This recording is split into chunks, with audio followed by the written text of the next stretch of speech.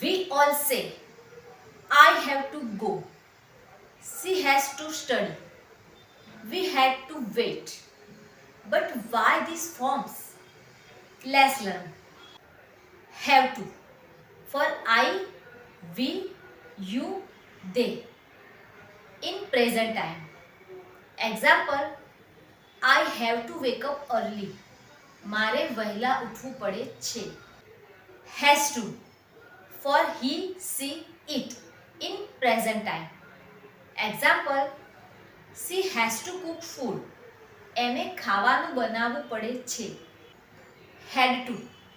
For all subjects in past time.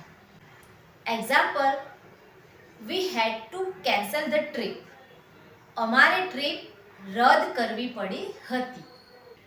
So guys, remember this formula. Have to means now.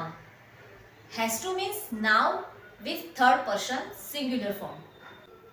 Had to means yesterday. Follow for more daily English grammar magic.